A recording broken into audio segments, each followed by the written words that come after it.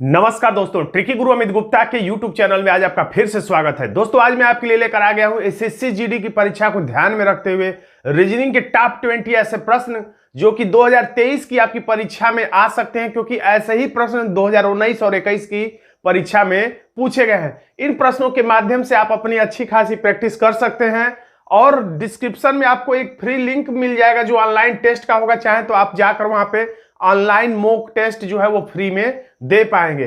तो ऐसे ही प्रश्नों का प्रारूप होगा, तो इस वीडियो को पूरा जरूर देखिएगा। आपको इसमें अलग अलग पैटर्न के प्रश्न दिखाई देंगे। तो देखिए, ये प्रश्न है अक्षर श्रृंखला का। तो अक्षर श्रृंखला के इस प्रश्न में अगर आप यहां पर, मैं बहुत ज्यादा देर नहीं रुकूंगा, अगर आपके पास प्रश्न आए तो प्रश्न को रोक दिया करिए, उसके बाद खुद रफ और पेन लेकर उत्तर लगाने का प्रयास करिए, उसके बाद वीडियो को आगे बढ़ाएंगे तो आप वीडियो को पूरा लाभ ले पाएंगे। अब मैं रुकूंगा तो वीडियो लंबा हो जाएगा, इसलिए हम डायरेक्ट चलते हैं सॉल्यूशन की तरफ। तो देखिए आंसर कैसे बन रहा है। तो आंसर इस तरीके से बन रहा है कि यहां पर अगर हम लोग इस तरह से बांट दिया जाए दो भागों में, तो एक्स का विपरीत अक्षर होता है सी, सिटी अक्षर है।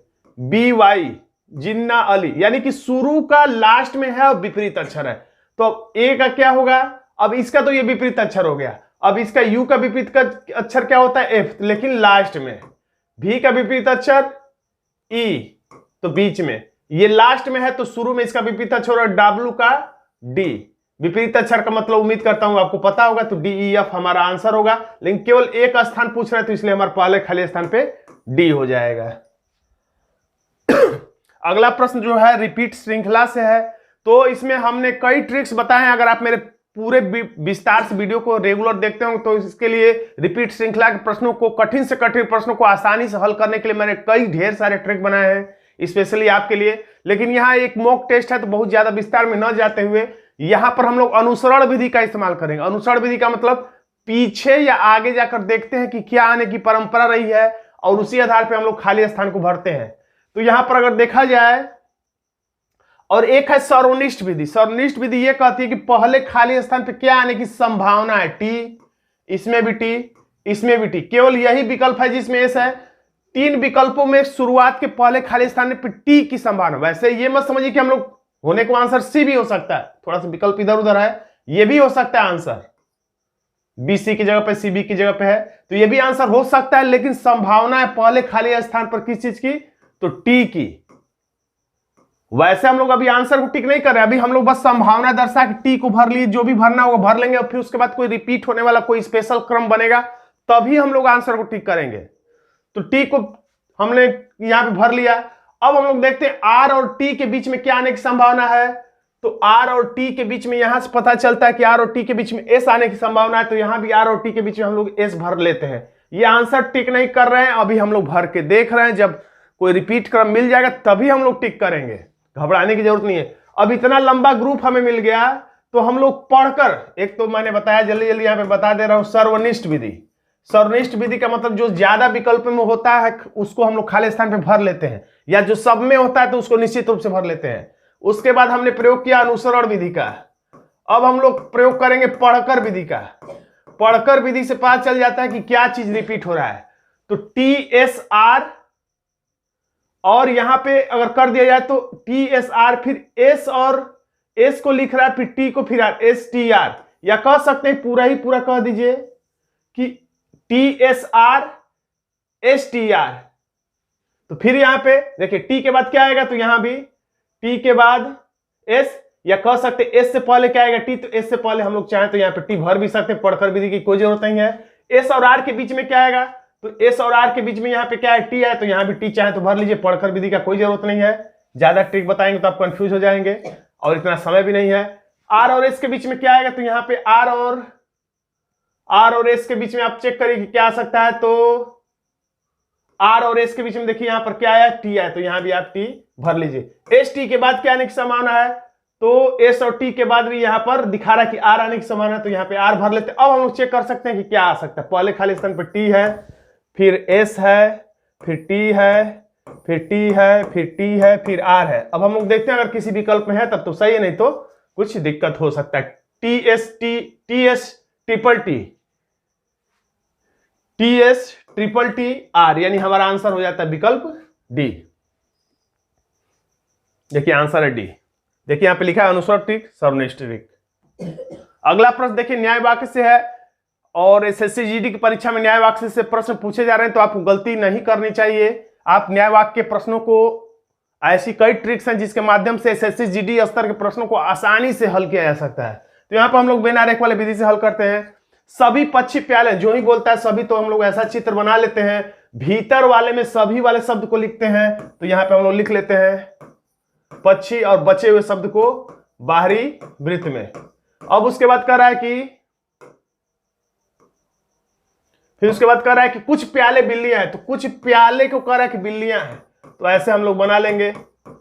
वैसे एक और चित्र बनेगा, जब याद किए रहिए कि जब बाहरी वृत्त को कोई काटता है तो एक और चित्र बनता है जिसमें वो भीतरी वृत्त को भी काटता है। तो डबल चित्र न बना के हम लोग समय बनाने के बचाने के लिए इसी में एक और डॉट डॉट कर दिए। तो एक बार डार्क वाले पढ़ेंगे, एक बार डॉट डॉट पे वाले पढ़ लेंगे, तो ये दो चित्र का काम एक ही में हो जाएगा। सभी पक्षी बिल्लियां हैं, तो सभी पक्षी बिल्लियां हैं नहीं, कुछ पक्षी बिल्लियां हो सकती है। ये कह रहा सभी पक्षी, तो ये गलत बात है। कुछ प्याले पक्षी हैं, तो कुछ प्याले पक्षी हैं, तो बड़े वाले वृत्त को कुछ बोलते हैं, छोटे वाले वृत्त को सभी बोलते हैं। तो यही बोल भी रहा है, कुछ प्याले, बड़े वाले को कुछ बोल रहा है, इसलिए सही है। यानी केवल दूसरा निष्कर्ष सही है, इसलिए हमारा आंसर हो जाता है विकल्प डी, जिसमें लिखा है कि केवल निष्कर्ष 2 अनुसरण करता है। अगला प्रश्न संख्या श्रृंखला से है। तो देखिए कई ट्रिक्स हैं, हर रीजनिंग के हर टॉपिक, हर अध्याय के लिए मेरे पास अलग अलग ट्रिक्स हैं। कठिन से कठिन प्रश्न को आसानी से कैसे सॉल्व किया जाए, एकदम टू द पॉइंट तरीके से कैसे सॉल्व किया जाए, क्या है तो क्या करना है, पहला स्टेप, दूसरा स्टेप क्या उठाना है, हर चीज के लिए एक ट्रिक होता है। तो देखिए जब आपको प्रश्न समझ में आ जाए तो कोई ट्रिक की जरूरत नहीं, समझ में ना आए तो उसके लिए क्या ट्रिक है, यानी कठिन प्रकृति का प्रश्न हो या बड़ी संख्या वाले प्रश्न हो या समझ में ना आए श्रृंखला, अंक श्रृंखला वाले प्रश्न, तो क्या करना चाहिए, डाउन अप विधि का प्रयोग करना चाहिए। डाउन अप ट्रिक देखिए यहां पर मैंने लिखा है, खैर यहां पे देख लीजिए। डाउन अप ट्रिक का मतलब हम लोग डाउन जाएंगे तब तक जब तक हमको बातें समझ में न आ जाए। तो देखिए अब बड़ी संख्या से छोटी संख्या आपको निकालना है और नीचे लिखना है। 17 में से 4 निकालेंगे तो यहां पर हो जाएगा 13, और ये संख्याएं बढ़ती जा रही है, एक जगह हम बस बड़ा सा प्लस लिख लेते हैं। अब 43 में से 17 निकालेंगे तो हो जाएगा यहां पे 26, और 82 में से 43 निकाल देंगे तो यहां पर हो जाएगा 39। अभी भी समझ में नहीं आ रहा तो और नीचे आ जाइए, 26 में से 13 निकालेंगे तो हो जाएगा 13, अब फिर 39 में से 26 निकाल देंगे तो यहां भी हो जाएगा 13। तो अब रीजनिंग का दिमाग कह रहा है कि यहां पर 13, तो एक कदम की दूरी पर भी 13, तो फिर एक कदम की दूरी पर भी यहां पर भी 13 होना चाहिए। हमने अपने रीजनिंग के दिमाग से लाया। देखिए ये एक और चीज कहता है, 13 बीच में लिखा हुआ दोनों का अंतर, इसका मतलब ये भी होता है कि 4 में 13 जोड़ने पर 17 है, 17 में 26 जोड़ने पर 43, 43 में 39 जोड़ने पर 82 आया। उसी तरह से 13 में 13 जोड़ने पर ऊपर 26, 26 में 13 जोड़ने पर 39, तो अब 39 में हम लोग 13 जोड़ेंगे तो यहां पर कुछ आएगा। तो 39 में हम लोग 13 जोड़ते हैं तो 9, 10, 11, 12 के 2, 3, 1, 4, 1, 5 यानी 52 हो गया। तो जैसे 43 में 39 जोड़ने पर 82, 82 में 52 जोड़ेंगे तो हमारा आंसर आ जाएगा 2, 2, 4 और 8, 5, 13 यानी कि 134 हमारा आंसर आ जाएगा, जो कि विकल्प ए में है। देखिए यहां पर नाम है डाउन अप ट्रिक। अब देखिए समरूपता का प्रश्न आ गया। तो एक तो तरीका होता है इस पे, ज्यादातर प्रश्न 95% प्रश्न इसी ट्रिक से आ जाते हैं। जब इस ट्रिक से ना आए तो 5% प्रश्न कभी कभी इस ट्रिक से भी आते हैं। कभी कभी ऐसा होगा इस ट्रिक से आ ही नहीं रहा है तो इस ट्रिक से हमें फॉलो करना पड़ता है, और कभी कभी ऐसा होगा कि दोनों ही ट्रिक से आंसर आ रहा है, बस प्रक्रिया थोड़ी सी अलग होती है।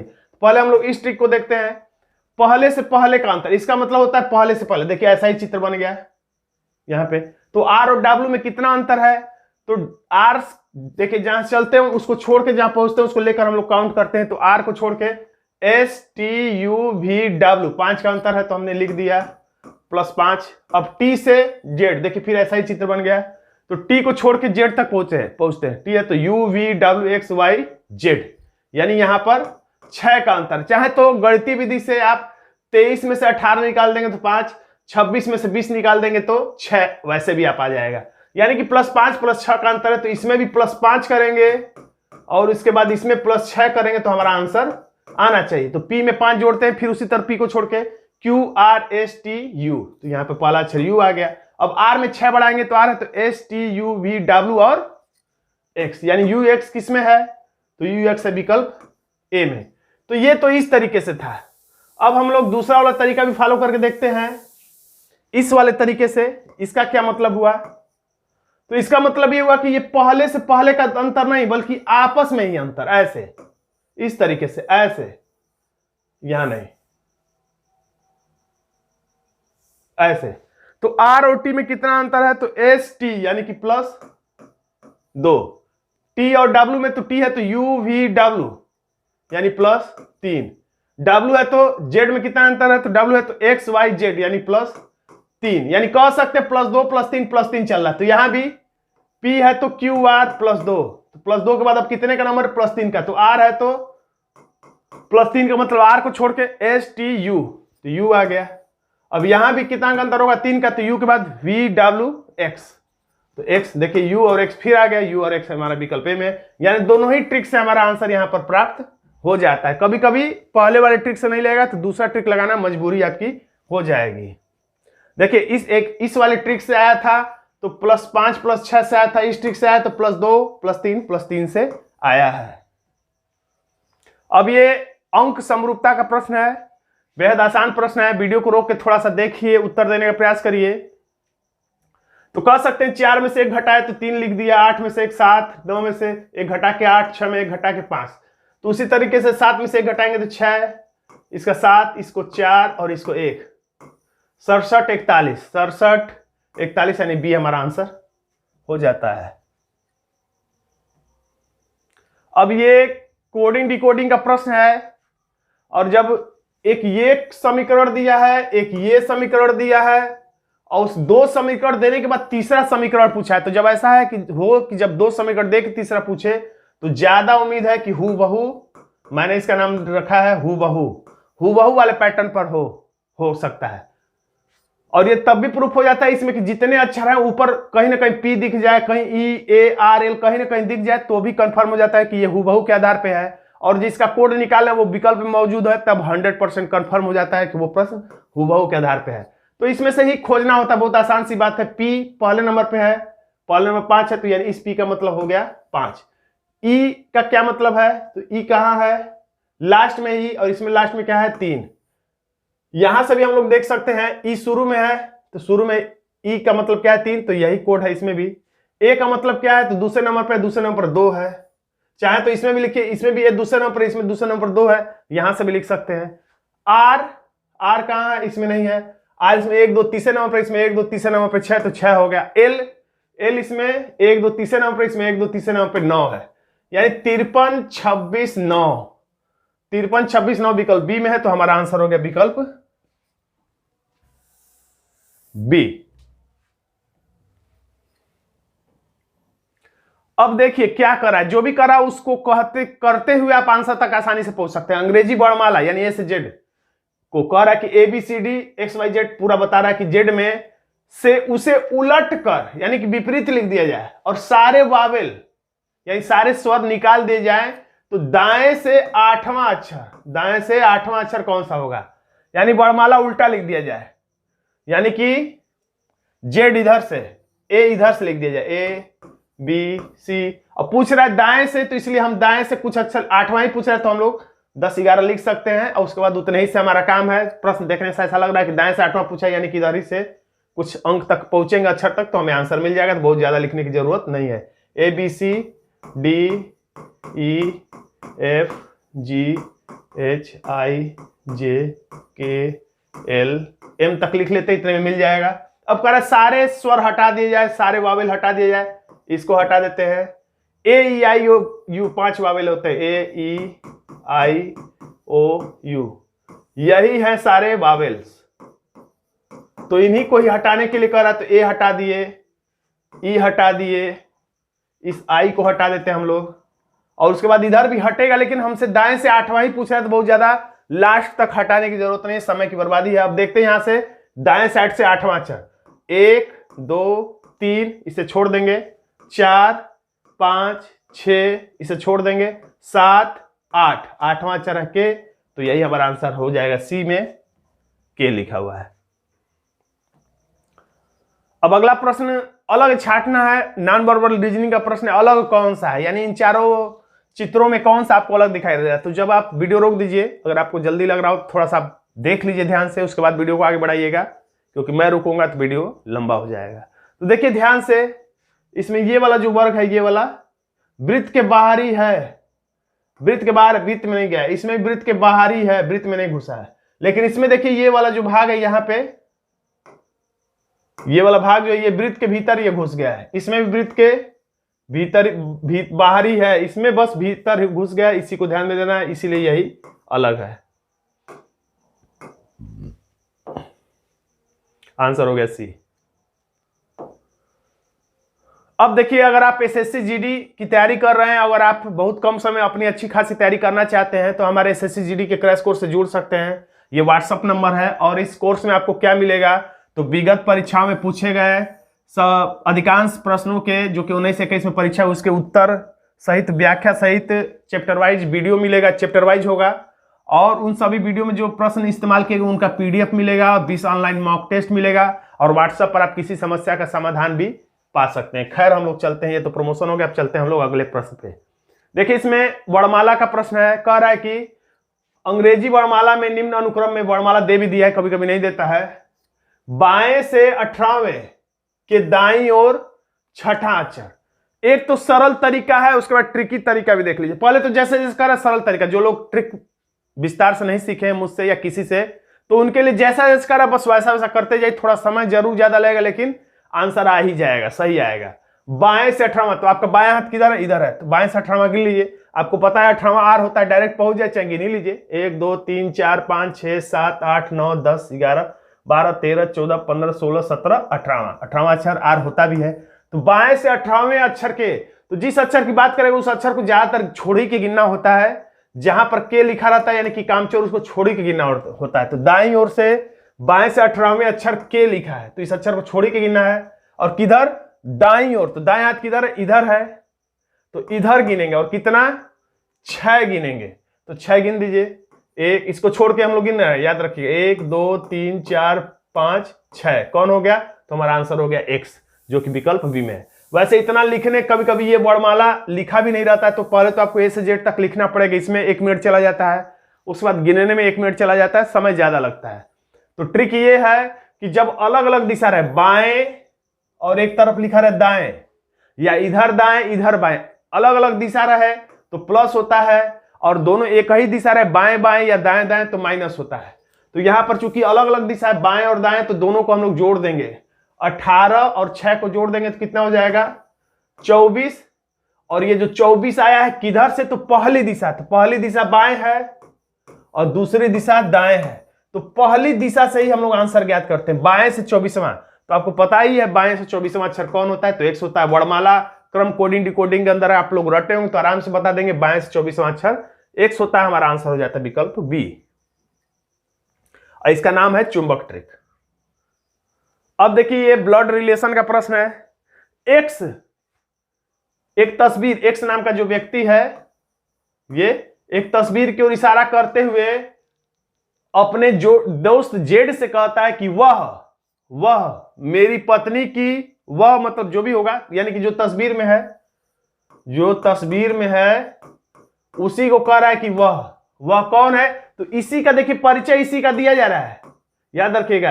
यानी कि परिचय जिसका दिया जाता है वही अंतिम रिजल्ट से जुड़ता है, इसको याद रखिएगा। जहां अंतिम रिजल्ट रुकेगा वहां पे इसी तस्वीर वाले व्यक्ति को जोड़ दिया। जैसे कहा जाए यह तस्वीर वाला मेरा लड़का है, तो भाई मेरा लड़का है। यह तस्वीर वाला मेरा पिता है, तो मेरा पिता है। लेकिन ये थोड़ा वाक्य लंबा बना दिया जाएगा। तो वह का मतलब यही तस्वीर वाला कौन है, इसी का परिचय दिया जा रहा है। बोल रहा है एक्स, और इस तस्वीर वाले का परिचय दे रहा है और कह रहा है कि वह का मतलब तस्वीर कौन है, तो मेरी पत्नी का मतलब एक्स की पत्नी, यानी माइनस, यानी ये है प्लस। यही बोल रहा है इसके लिए इशारा करके कि वह का मतलब तस्वीर क्या है। तो डायरेक्ट मत नहीं बता रहे कि मेरी पत्नी क्या लड़का है कि क्या है, डायरेक्ट अब बता रहे घुमा फिरा के ये तस्वीर कौन है, तो मेरी पत्नी की पुत्री। तो पत्नी की पुत्री का मतलब इसकी भी तो पुत्री ही हुई, पत्नी की पुत्री का पति, यानी कि ऐसे पति पत्नी ऐसे बनाते हैं, आप लोग पता होगा।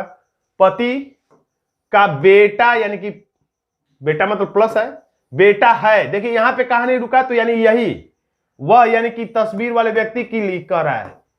डायरेक्ट रह सकता था की तस्वीर, वह व्यक्ति मेरा बेटा है, वह व्यक्ति मेरे पुत्री का लड़का है, तो उसी चीज को थोड़ा सा घुमा के बोला है कि वह कौन है, तो इसकी पत्नी की, पुत्री की, पति का बेटा, यानी इसकी लड़की का लड़का है। लड़की का लड़के को क्या कहते हैं, तो नाती कहते हैं। तो हमारा आंसर हो जाएगा नाती, पोता नहीं नाती होता है, तो कंफर्म यहां पर हमारा आंसर हो जाता है विकल्प ए। और यही पूछा जा रहा है कि एक्स उस तस्वीर वाले व्यक्ति से कैसे संबंधित है। यहां पर हम लोग बहुत ज्यादा विस्तार से चर्चा नहीं कर सकते हैं। तो देखिए इसमें अलग छाटने के बोल रहा है, तो हैश है 8 है डॉलर, हैश है 6 है डॉलर है, हैश है 4 है डॉलर है, हैश है 3 है। अब यहाँ पे डॉलर लिखना चाहिए तो डॉलर नहीं लिखा है, इसीलिए यही अलग जान पड़ता है।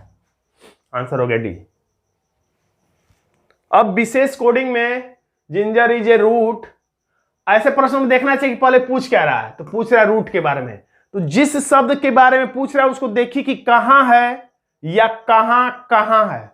तो रूट कहां है, तो यहां है, और कहां है, तो रूट यहां है। तो इन दोनों लाइनों में है, तो किसके बदले में आया है, तो रूट इसके बदले में आया है, और रूट या तो इसके बदले में आया है, इन्हीं दोनों के बदले में आया है रूट। यानी कह सकते हैं कि इस लाइन में भी रूट का इस्तेमाल है, इस लाइन में भी, तो इस दोनों में रूट है, तो इन दोनों अंकों में भी कोई अंक ऐसा होगा जो दोनों में होगा।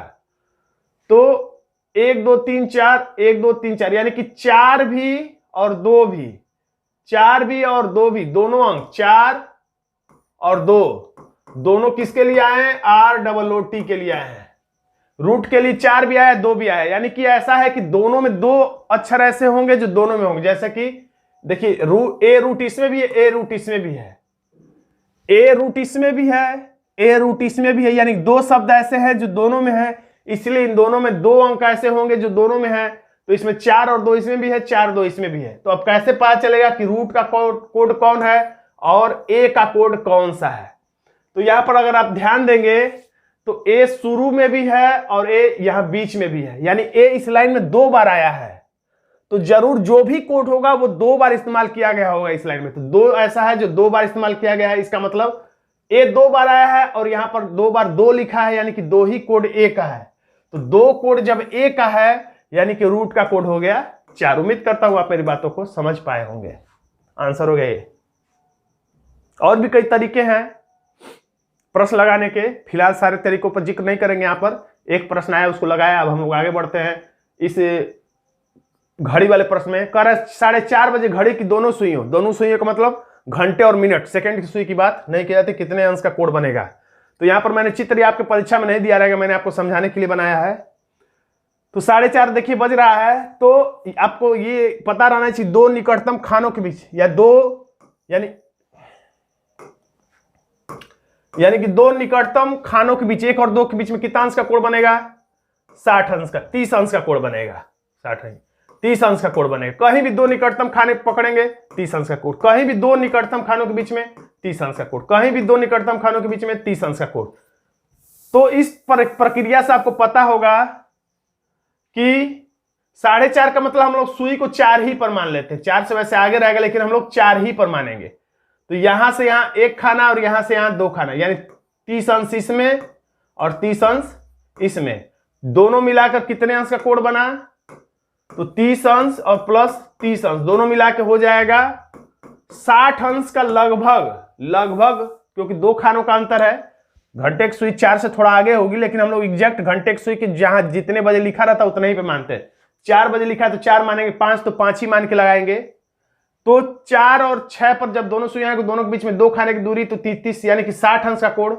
तो इसका एक और नियम है कि 60 अंश का कोड तो है, इसके बाद इसमें मिनट का आधा जोड़ते या घटाते हैं, मिनट का आधा जोड़ते या घटाते। तो मिनट सुई कितना चली है, तो 30 पर है, 30 मिनट चली है मिनट सुई, 30 मिनट चली है, तो 30 का आधा यानी कि 15 मिनट। इसमें या तो जोड़ेंगे या घटाएंगे। याद रखिएगा दोनों सुइयों के बीच में 3 खाना का दूरी रहेगा, 30 30 60 30 90 हो जाएगा। 4 खाना का दूरी रहेगा, 4 3 12 120 अंश हो जाएगा। 1 खाना रहेगा तो 30 अंश का कोड। 2 खाना की दूरी है, क्योंकि एक सुई हम लोग करेक्ट 4 पे मानेंगे और एक सुई 6 पर, तो 2 खाने की दूरी है, इसलिए 30 30 60 अंश लगभग हम लोग माने हैं कि कोड बनेगा। एग्जैक्ट बताने के लिए ही नियम है कि मिनट का आधा जोड़ या घटा देते हैं। तो मिनट का आधा कितना, 30 मिनट है तो 15, अगर 20 मिनट रहता तो 10, 14 मिनट रहता तो 7, 12 मिनट रहता तो 6, 30 मिनट रहता तो 15। यहां पर 30 मिनट है इसलिए हम लोग 15 इसमें जोड़ या घटा देंगे, लेकिन जोड़ेंगे कब घटाएंगे कब इसके लिए भी नियम है। ये घंटे की जो सुई है पीछे रहेगी तो पीछे का मतलब होता है माइनस, और घंटे की सुई मिनट की सुई से आगे रहेगी तो प्लस, यानी घंटे की सुई मिनट सुई से आगे रहेगी तो प्लस, पीछे रहेगी तो माइनस, यानी कुल मिलाकर घंटे की सुई पीछे रही तो माइनस, घंटे की सुई आगे रहेगी तो प्लस। तो यहां पर घंटे की सुई पीछे है मिनट की सुई से, इसलिए इस बार माइनस होगा। तो 60 में से 15 निकाल देंगे तो 45 अंश यहां पर आपका आंसर देखने को मिल जाएगा। बहुत ज्यादा विस्तार से भी नहीं बताया जा सकता है, समय का अभाव होता है। कथन और निष्कर्ष, तो इसको भी हम लोग चित्र के माध्यम से ही लगा देते हैं न्याय वाक्य की तरह। कुछ स्कूल प्रयोगशाला है, कुछ वाला चित्र ऐसे बनता है, कुछ स्कूल, चाहे तो पूरा शब्द न लिखिए, प्रयोगशाला है। सभी प्रयोगशालाएं नाट्यशाला हैं, तो ऐसे बनाइएगा, पूरे स्कूल को मत घेरिएगा, नाट्यशाला ऐसे बना दीजिए। अब निष्कर्ष देखते हैं। कुछ नाट्यशाला स्कूल है, कुछ नाट्यशाला स्कूल है, तो सही बात है, इतना भाग नाट्यशाला ये और स्कूल ये, तो इसमें कुछ कुछ वाला संबंध है, सही है। कोई भी स्कूल नाट्यशाला नहीं है, तो कोई भी स्कूल नाट्यशाला करे, जबकि कुछ स्कूल नाट्यशाला, इसलिए ये वाला निष्कर्ष गलत है। केवल पहला निष्कर्ष सही है, तो हमारा आंसर होगा डी, केवल पहला निष्कर्ष निकलता है।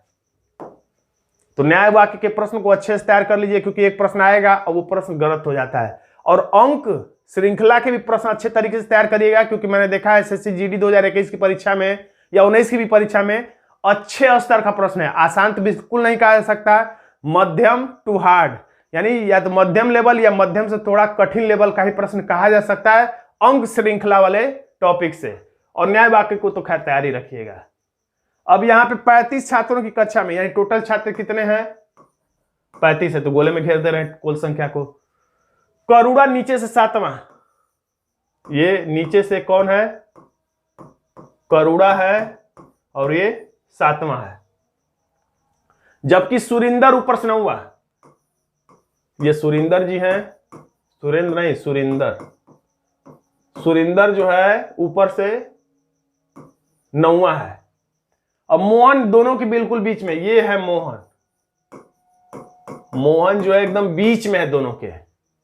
तो पूछ रहा है करुणा मोहन से कौन से स्थान पर, करुणा मोहन, करुणा जो है मोहन से, यानी यहां से चला जाए तो करुणा किस नंबर पर पड़ेगी, बस इतना ही बताना है।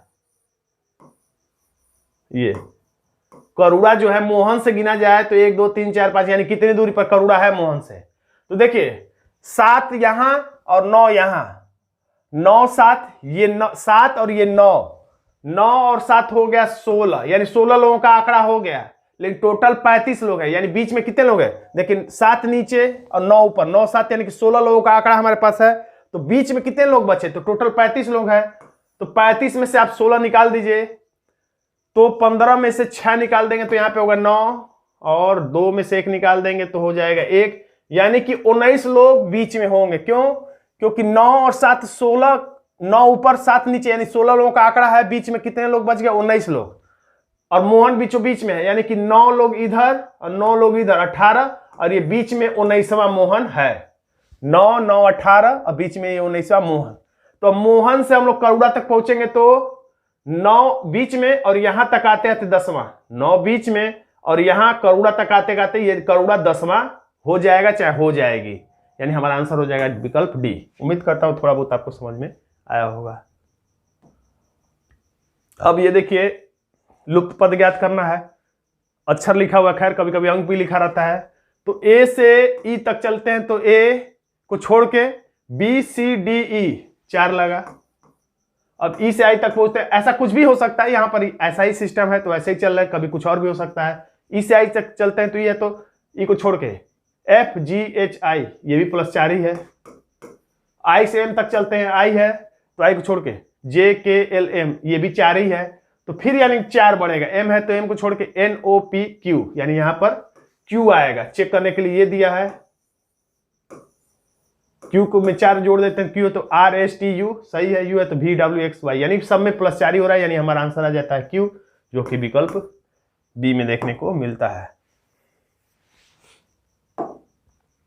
अब इसमें दिया अलग छांटना, शब्द के अंतर्गत है, शब्द है, इसमें जीके की जानकारी चाहता है, हिंदी की जानकारी चाहता है, पर्यायवाची शब्द दे देता है, 3 पर्यायवाची शब्द दे देगा, उसमें एक अलग दे देगा, तो वो अलग छांटना होता है।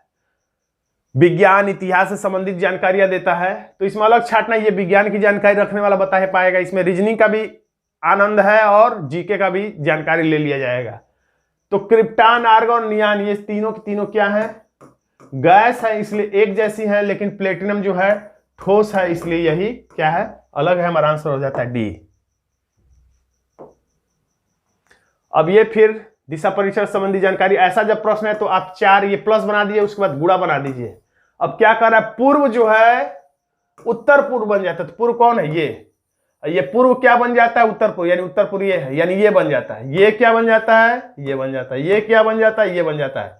तो ये क्या दिखा रहा है, एंटी क्लॉकवाइज, एंटी क्लॉक दिखा रहा है। एंटी क्लॉक कितना दिखा रहा है, 45 अंश, एंटी क्लॉक 45 अंश। तो अब क्या कर रहा है, पश्चिम तब क्या बन जाएगा, यानी पश्चिम ये है, तो जब ये एंटी क्लॉक 45 अंश, तो पश्चिम भी एंटी क्लॉक 45 अंश चलेगा, तो यानी ये कौन सी दिशा हो जाएगी, ये तो ये दक्षिण है, ये पश्चिम है, तो इसके बीच में है, तो यानी दक्षिण पश्चिम हमारा आंसर डी के रूप में सामने देखने को मिल जाता है। अब अगला प्रश्न है, पंकज विनोद से लंबा है, कोई बात नहीं, लंबा है तो लंबा रहे।